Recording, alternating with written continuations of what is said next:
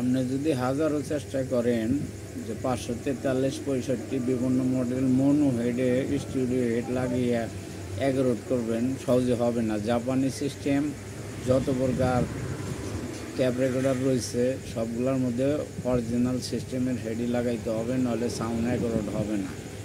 Sound clear করতে চাইলে এরকম হেড যেগুলো বয়স হয়ে গেছে, হেডের সাউন্ড ভালো না, কোনো ক্যাসেটই ভালো বাজে না, তাহলে আপনাকে হেড লাগাইতে হবে। এই ধরনের হেড লাগাইতে হবে, যে মনো যেগুলা আছে এই ধরনের লাগাইতে হবে। আর স্টুডিওর মধ্যে স্টুডিও লাগাইতে হবে, হেড মিলিয়ে লাগাইতে হবে, যাতে সাউন্ড ক্লিয়ার আসে। সাউন্ড ফুল সাউন্ড, অর্ধেক সাউন্ড পাবেন 2 নম্বর কোনো হেড লাগাইলে। যদি হেডটা যদি না মেলে, আর যদি হেডটা মেলে তাহলে আপনি সাউন্ডটা কনফার্ম ঠিকঠাক মতো পাবেন।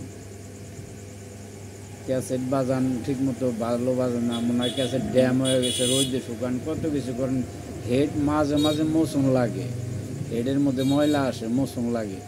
হেড একটু একটু মুছা দেন নাকি মাঝে মাঝে যখন ঠিক না হয়। আর টুনিং করতে হয় অনেক সময় হেড লাগানোর সময়। আর যে ধরনের হেড থাকে ওই ধরনের হেড ব্যবহার করবেন, সাউন্ড ক্লিয়ার থাকবে।